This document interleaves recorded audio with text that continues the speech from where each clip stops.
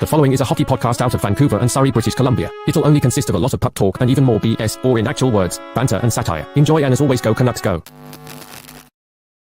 People. Who would win in a fight, okay? Gary Bettman or Adam Silver? I mean, Elias Pettersson or JT Miller with Brad Richardson as a special guest referee. I like to fight, okay? I like fighting. I don't like to fight. Now let's talk about it.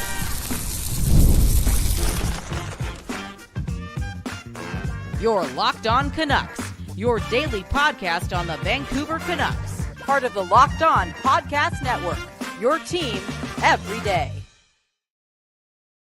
People, we back doing this, and that's giving you the first episode of 2025 of Locked On Canucks.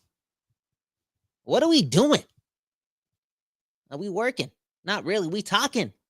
We still excited about the game of hockey, even though the Canucks have like 3 wins since December 8th or December 3rd. One or the other, okay? The Canucks have sucked in recent history. There's no Quinn Hughes for quite some time. There's no Pettersson. There's another JT Miller, Elias Pettersson podcast clip that's just circulating, right? Brad Richardson now weighing in. Our previous version of Teddy Bluger, sort of. There's just a lot of noise going on. So can we talk about something else before we talk about all the noise, okay? Can we talk about how fighting is very, very cool and dangerous, but so cool and going to, I know this is like the age-old thing, but it's going to make the NHL cooler than the NBA one day, okay? For real. Did I tell you this? I told some of my friends this, okay? On Instagram. And now I'm going to tell the people on the lockdown side, okay? I watched, 10 hours of NBA basketball on Christmas, man. I spent more time watching basketball than I did with my dog, with my mom, with my sister. Think about it. Do the math. Again, addicted to sports all my life. It is what it is. And there I was watching, no contact ping pong, okay? You know the type of ping pong people play at the mall? Not the rec center, the mall? That's the type of ping pong I was watching for 10 hours. Because basketball in the NBA is athletic. It's, at times exciting, but more often than not for the casual, not the nerd of the NBA, the game is just so boring. And then you got a game like yesterday, okay? A score of 2-1. And me as a Canucks fan, on the losing end of that score, or 3-1, I'm sorry, empty net goal. There I was again for 59 and a half minutes, watching only 3 goals go in, and I'm like, yo, we lost, but I was excited. There were moments. First period, great goaltending, In the third period, a couple goals, right? The Brock Besser ties it up. Nazem Kadri wins it for Calgary. I'm a pretty big Nazem Kadri fan. Maybe I was feeling as if I was still in the holiday spirit. Again, even though we lost and Nazem Kadri killed us, I was like, yo, that was fun. I'm okay with that effort. And a lot of that is because of the second period, okay? Fight after fight after fight. Some compete. And if you want to stick to the West Coast bias, some camaraderie, some brotherhood, and we talked about that on Thursday. Not Thursday. We talked. My days are all off. Okay, when New Year's Eve on a Wednesday or Tuesday, my days are all off. We talked about that on Monday. We talked about that on Tuesday. We need the Canucks to get closer to buy in for the crest. I'm sorry. To put the brotherhood first.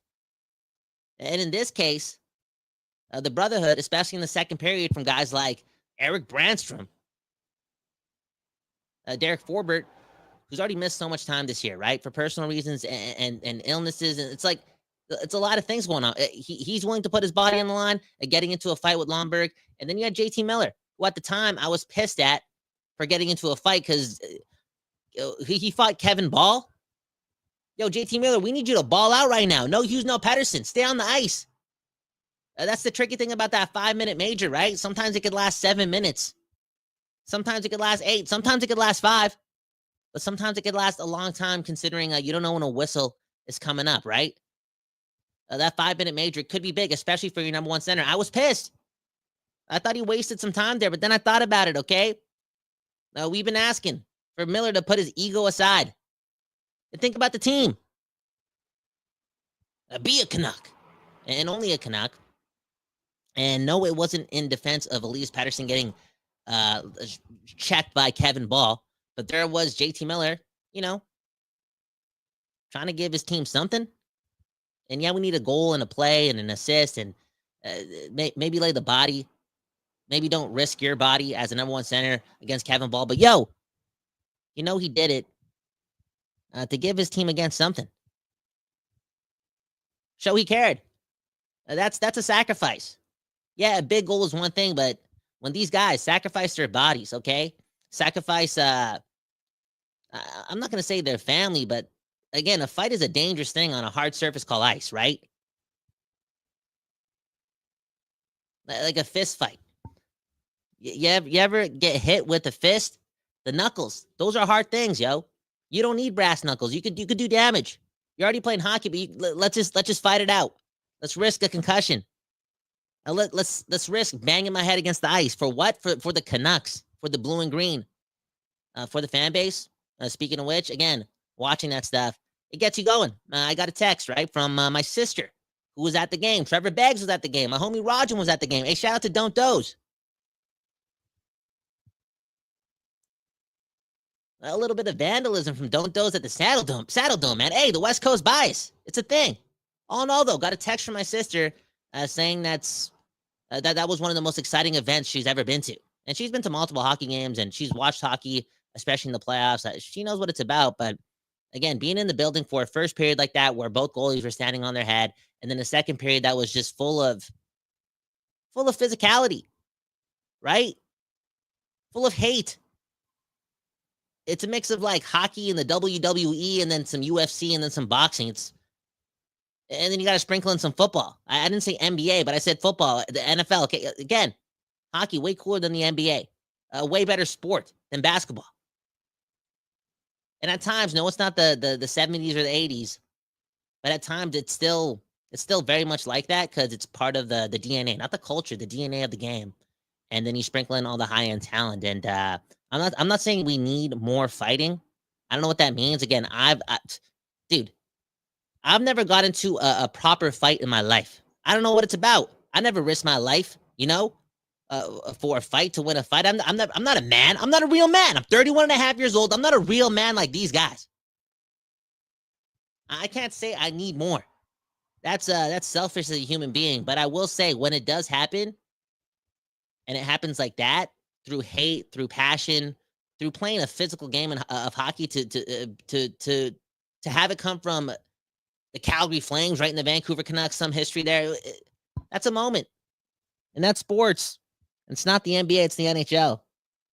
I'm telling you, man, do yourself a favor. Make sure your family's on vacation before you take the time to watch the NBA as it's being played right now. Because if you're choosing that over your family, if you're a casual sports fan, like, you could be doing a lot more with your time. Okay, you could get your real estate license in 10 hours. Okay, straight up. Kind of, sort of, I think.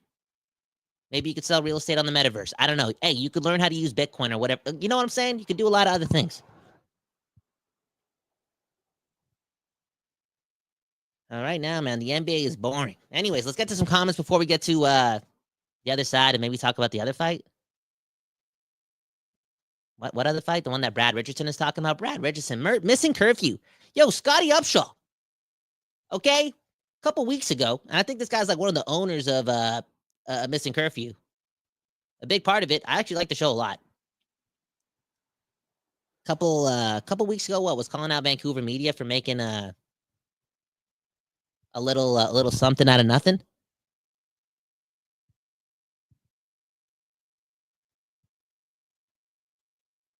And there is Brad Richardson on his program spilling the beans.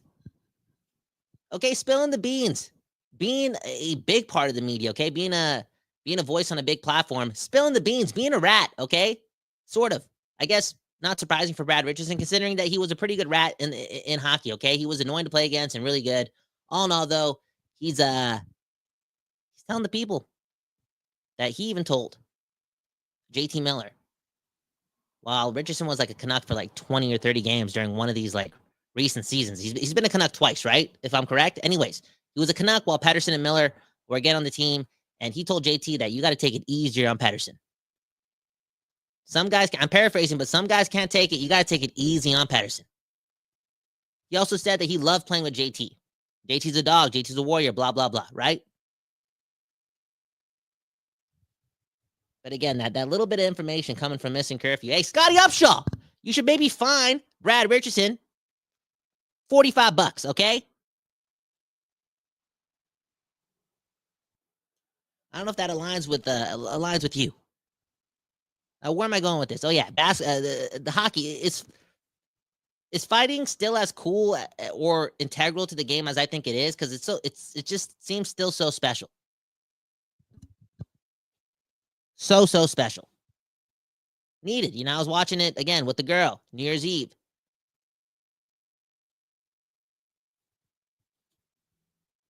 It's interesting. It's eye-grabbing. I think playoff hockey is always eye-grabbing, but regular season games with a lot of that. And I feel like there was a lot of that in October of this year. And maybe the holidays, the dog days of the year, games 30 to 50. Maybe we got some more grumpy players missing their families. I don't know. Maybe we see more of it here, but man, oh man, it gets me going. It gets me going. Look at this comment from Infamous, okay? Saying, at least JT showed that classic JT attitude. He fought lots last season as well, has got points, so maybe that's a good sign. I think so. Again, I was mad at it when it happened. I was mad at it for like 10 hours. Then I went on a cruise, okay? I was rational. I thought about it. Okay? I didn't have a microphone in my hand, okay? I thought about it. And I was like, yo, dude. Feisty guy. That is part of the classic JT DNA. He's already missed a lot of time this season for personal reasons, and he's willing to fight Kevin Ball. Put his fists on the line. Oh, that's stupid. What is he thinking? Not really intelligent of the player. Yo, he's not doing that for the fan base. He's not doing that for I don't know what's the right ideology there. He's not doing it for optics. He's doing it for the Canucks, like the blue and green, his brothers. He knows, and it didn't happen, but he knows. If Miller knocks out Kevin Ball, bro, the boys are going nuts. That could be like, it's hockey, right? It's the NHL. That could be one of those moments. And is there a team in hockey that needs more of those, or just one in particular? Again, moments, especially from a star player. Yeah, JT Miller was trying to do something for the team there.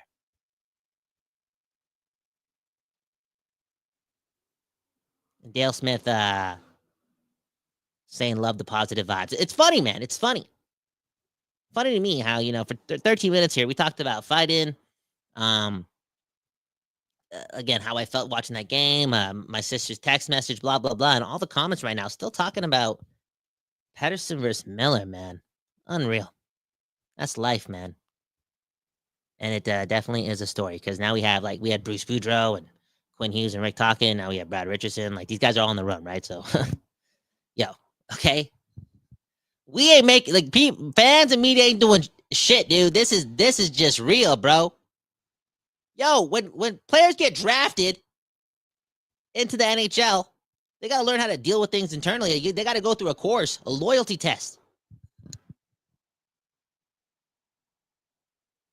Unreal. Anyways, let's shout out to FanDuel and get back to more of your comments. Yeah, if you guys just want to talk about Miller and Pettersson, I mean, it's New Year's Eve. I got you, man. We here for a bit. Okay? It's Locked On Canucks. It's your team every day. One love to the Locked On Podcast Network. Hey, one love to the Burnaby Gardens. I didn't even say this. Happy New Year's.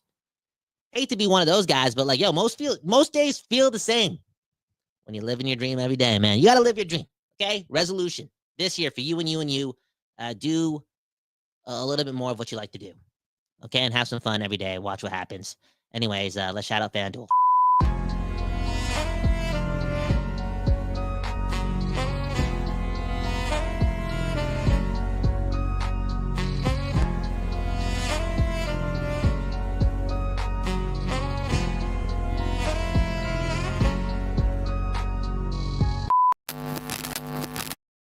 Actually, first, let's shout out Gametime, okay? Gametime. We've all been there, okay? We've all been at that place where it's like, you know what? There's a game on tonight. Maybe, just maybe, I should go to it. Let me check out how much the tickets are. Last minute, okay? The game's in like 3 hours. And boom, bam, next thing you know, the prices aren't that much different than they would be if you tried buying these tickets like 3 months ago. Because ish is expensive, okay? It's 2025. Or maybe it's because you also don't have the Gametime app, okay? It's the place that makes it easier to get tickets for your favorite events. And come on, it's the best place, right? Where you get incredible deals on great seats, so you don't have to waste time searching through thousands of tickets. And to get that, once again, last minute ticket at the best price, guaranteed. That is the truth. Now they also got something called what? Gametime Picks. It filters out everything, all the fluff, and shows you only incredible deals on great seats. It also just gives you that number, and the only number you'll pay. You won't be surprised. Okay, you won't be punched in the face. You won't be given a game misconduct that's your checkout. You saw the price. That's the price you pay. Come on, man. Gametime, man. Loyal. Anywho, take the guesswork out of buying tickets with Gametime. Download the Gametime app, create an account, and use code LOCKEDONNHL. That's LOCKEDON NHL for $20 off your first purchase. That's LOCKEDONNHL at checkout. Download Gametime today. What time is it? You know the deal. It's game time.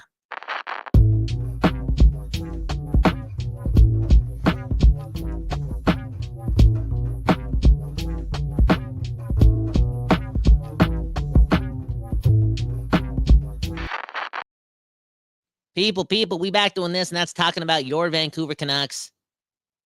And yeah, they lost yesterday 3-1, and here I am. I wouldn't say optimistic, but I'm not even thinking about it. I'm looking forward to Friday, Seattle. I've moved on, and maybe again, I've given the team a pass, even though they lost to Calgary and are not in a playoff spot in 2025. I'm doing that mainly because, again, I saw camaraderie. I saw steps in the right direction. What? Again, after the game, there was a 5-minute episode that we had to delete because the audio was just so shitty and we couldn't even hear Trevor. But I was going off. I was angry. But here I am. I'm thinking about things differently, okay? One step at a time. It's little things. And it could have been a 3-1 game where there wasn't any of that stuff happening in the second period. And there's a lot of feistiness and physicality. And again, JT Miller doing that. Balling out, I guess. Anyways, let's get to some of your comments. Look at Bob Bluger here saying, I need a summary of what Kyle Bound has been saying. Again, let me know in the comments. Because hockey, like, just great for the game. Like, again, I guess that's what it is. Do you think it's not needed or is it great? Don't be in the middle. Pick one or the other. All right. Look at this clip from this comment from Mother Nucker. At the end of the day, or at the end of the clip that the Curfew boys posted, Shane O'Brien said that he'd rather play with Miller and that Pettersson has more trade value. Okay. I mean, that's pretty obvious. Like the second part. Right? 100%. As far as who he'd rather play with, I mean, that's his opinion. But I'm kind of just done talking about like 6th and 7th defenseman, man, for real. That is the truth, man. We knew this was gonna hurt. And everyone's talking about it. You want to talk about a fight? It's between Alvin and the fan base, right? Alvin calling out everybody. And some of the fan base is out here calling him out, right? How can you call out Besser, Miller, and Pettersson, and even a little bit of Tocchet when you went into the season with Darnay and Noah Juleson and Tyler Myers? How did you go into the season thinking that things were going to get better when you lost Ian Cole and Zadorov, and again, you replaced them with Darnay and more Myers? Go back to probably the greatest episode that we've ever aired on Locked On Canucks. It was the episode in which Trevor and I immediately reacted to the 3-year, $9 million extension from Tyler Myers, okay? We don't get a lot of things right, but we get a lot of things right, if you know what I'm saying. Again, I'm tired, man. I'm tired. So tired that I think, and I'm guaranteeing this. I'm looking at my sources. It's a new year. It's a new me. I'm looking at my sources. Yo, this weekend the Canucks are making a trade, win or lose. Win or lose against Seattle, the Canucks are making a trade. Who's that player? He's a defenseman. What's he going to do? He's going to be way better than Desharnais and Noah Juleson. I'll also say this, right? We saw the Canucks do this last year, ironically, with the Calgary Flames. They traded a 3rd and a 5th round pick for Zadorov. I wonder, because of Zadorov's performance in the playoffs, if a third and a 5th doesn't get a 6th defenseman or a 5th defenseman. Because at the time, Zadorov's that guy, right? So let's just call Zadorov a 5th defenseman. A third and a 5th round pick is not getting you that. No way. It's got to be a 2nd and a 5th or something, okay? Or a 3rd and a 4th. The value of that number 5 defenseman has gone up. Maybe Alvin has tried to dangle a 3rd and a 5th, and again, he's getting absolutely nothing. Teams also know that the Canucks need so much help, so maybe that's been a bit of a logjam, but it's just so obvious that even with Hughes and Hronek, this team just, sure, needs another top 4 defenseman, but they need to take a swing and see if they can get a number 5 defenseman that can, outplay his value, underfoot and Tocchet. That is just the truth. You definitely don't want to bring in a guy that's like Vincent Desharnais, right? There's a risk of that when you're talking about just trading for anyone, just getting somebody else. You got to make sure this plug and play works.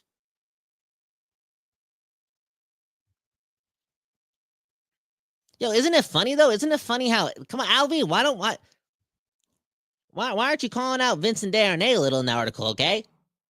Maybe because he was asked about his star players, but man, 2 years, $4 million. You want to talk about one of the worst contracts signed on July 1st? That contract right there is top 3. What? Stamkos got signed. What? Jonathan Mustard Salt got signed. Yo, I don't care. No team in the league. Maybe I'm wrong on here because Eric Goodbranson changed the game when he signed with Columbus, okay? But no team in the league was going to give Vincent Desharnais $4 million. I was with a homie shortly after that contract was signed, and he was a new homie. Never met him in my life, but he came to the studio. Big time Oilers fan, like diehard Oilers fan. I chirped him a little because he was a couple weeks out of losing to Florida, and he was still really, really, really, really hurt. And we're outside, we're having a smoke, and we're talking about Vincent Desharnais. And I knew this guy, dude. That's way too much money for a guy that should be on waivers every now and then. Okay. VD, a healthy scratch in the playoffs. Like, you're not replacing Zadorov and Ian Cole with that guy. And $2 million a year is way too expensive of a lottery ticket or a science project.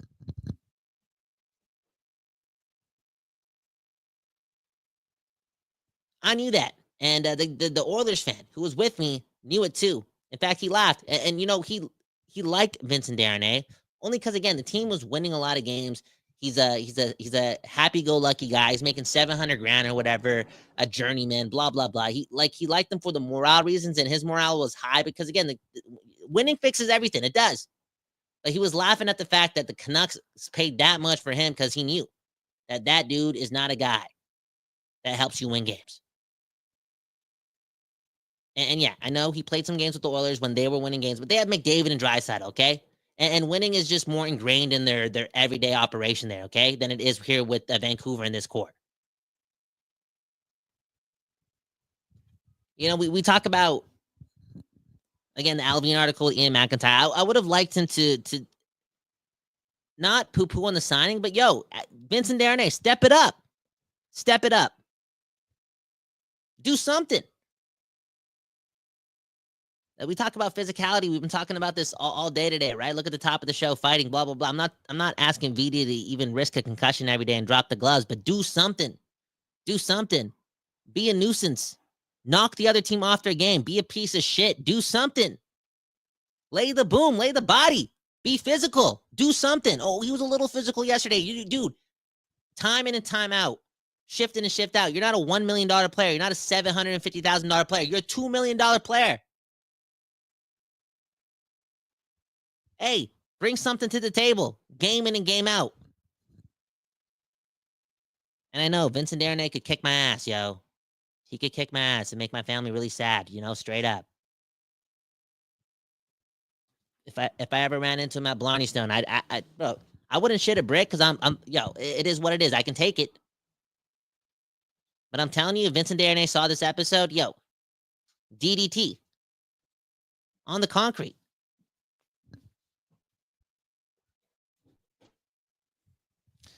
Anyways, my name's Kyle Bound. We'll get to more of your comments in this episode of Locked On Canucks.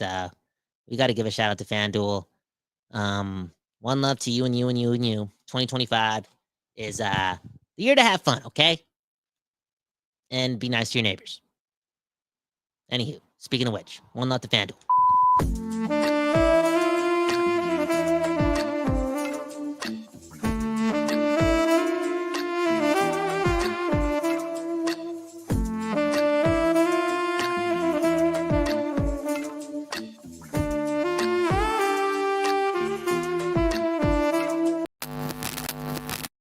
Today's episode is brought to you by FanDuel. Yes, FanDuel. It's the place, right? The NFL playoffs are almost here. The Green Bay Packers, I don't know. They could win the Super Bowl. There's always a chance. You never know. I'm about to lose my hair, probably. I'm also not going to be betting on the Packers because I don't bet on my own teams.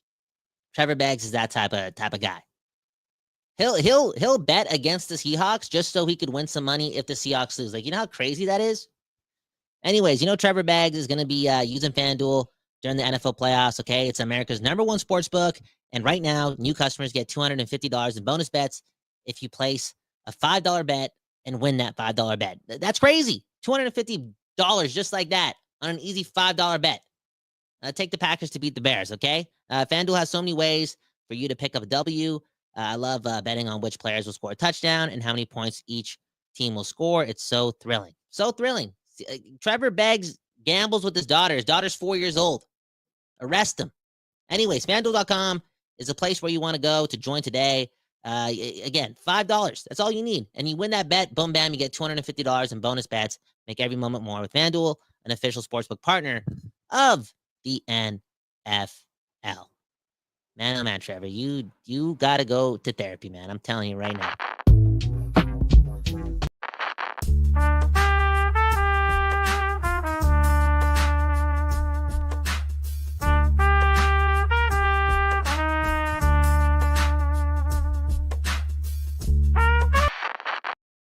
People. And we back over here doing this, talking about your Vancouver Canucks on January 1st. Crazy, man. Again, no days off. That's what people like to say. Oh, thanks for your commitment, Kyle. No days off. You're always with us on. Dude, I'm talking hockey. You know how easy this is? So easy. Anyone can do this. Speaking of which, Kurt Richardson, join the Discord if you don't know who Kurt Richardson is. Tell him to drop that blog, man. Straight up. Let's get to your comments and end off the show on my favorite part of the show, Canucks comments, Canucks questions. What are we going to call this?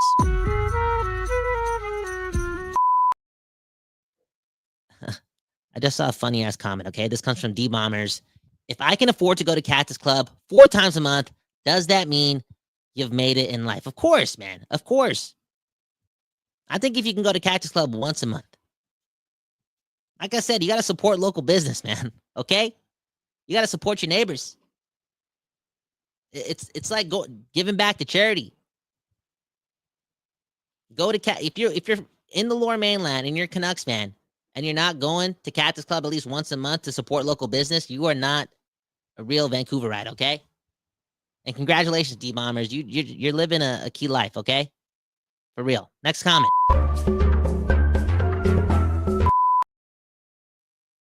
This one goes to Brandon Robbins. DeBrusk is key. Okay, DeBrusk.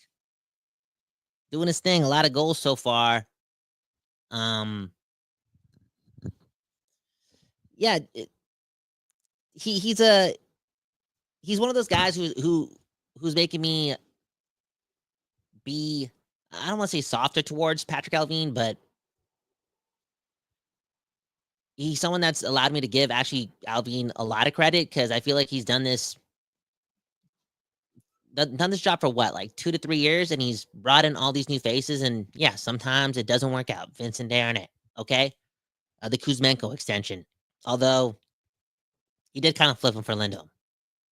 Anyways, and got rid of that contract. All in all, though, there have been some misses, right? Even the Tyler Myers contract, a big miss. But he brought in over Hronek, right? I think Hronek has helped Quinn Hughes a lot, for real. And Hronek, a good player. Hopefully he can get better, but a good player. Brought in Kiefer Sherwood, brought in Pius Suter, brought in Teddy Bluger. Those guys still essential to this team. I know you can say what you want about Carson Soucy. I get it.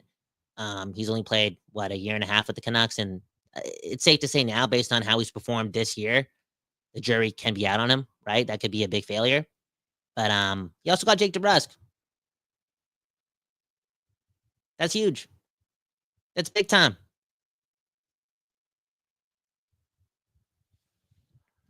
No one goes 100% in that position, okay? Being a GM. Is that an incorrect statement? I don't know. Somebody do the research for me. Go to Julian Breezeball. I know he got a lot of help from what's his face? Stevie Eisenman. Oh, what's his face? But go look at Julian Breezeball. Like, I'm sure he struck out a couple times when bringing new people in.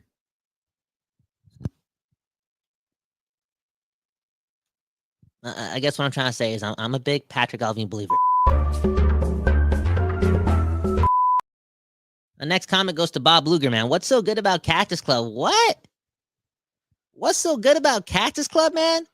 What's so good about Vancouver tap water? It's the same thing. You know what I'm saying? It's essential, bro. We blessed.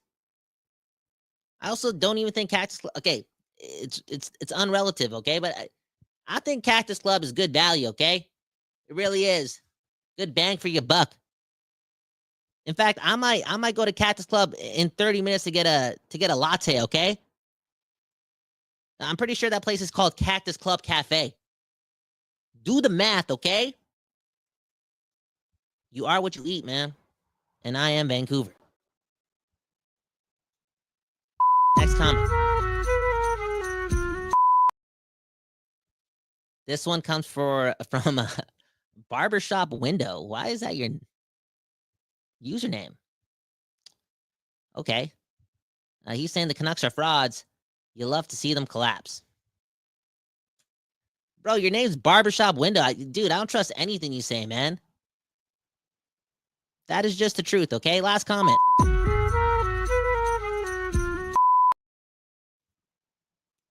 This one goes to Mike Laval, okay? The Oilers have nothing to do with this tire fire. This is on management, not getting defense and deciding to throw every single dollar at wingers. So maybe there's some debate happening in the comment sections. Are people talking about the Oilers ruining us by beating us in 7 games, and that's led to this mediocre start for the Vancouver Canucks in 35 games? I don't think. Come on, nobody believes in that. Okay, this wasn't the Atlanta Falcons losing to the Patriots after having a what?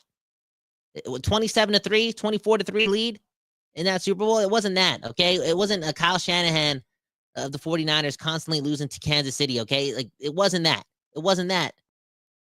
The Oilers have nothing to do with this tire fire. You know, again, Mike Laval saying it's on Allvin and Rutherford for striking out on Darnay and Tyler Myers and just deciding to use all their money on Jake DeBrusk and Kiefer Sherwood and Danton Heinen.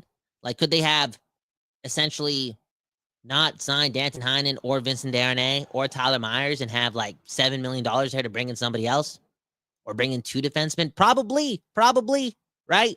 You could keep Sherwood and DeBrusk and get rid of Heinen and again, Darnay and Myers, sure.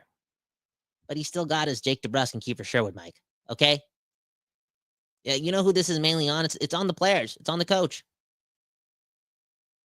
AKA, it is on JT Miller and Elias Pettersson and Rick Tocchet.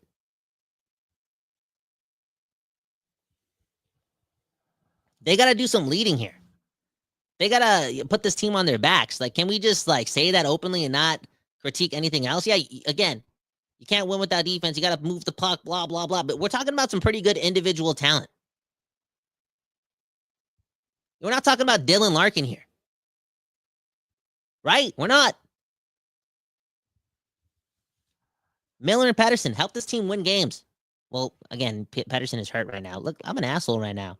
Miller, man, just, okay? You got into a fight for the Canucks, boom, bam. Against Seattle, score a hat trick, okay? Anyways, my name's Kyle Bowen, KYLEBHAWAN. Let me know in the comments below. Again, am I barbaric? Am I the next Don Cherry for saying that fighting is the coolest thing ever and I just love it? And that the NHL is just... obviously, you're going to agree that the NHL is way better than the NBA, but I'm just saying, bro. Like, dude, fighting is, like, it could evolutionize the way sports fans across the globe view the NHL if, again, everything lines up.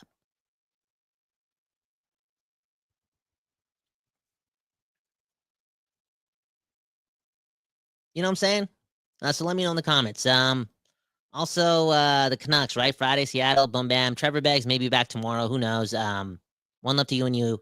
Happy New Year's. One love to 2025. And take care of your neighbors, man. That's life, baby. That's life. Peace out.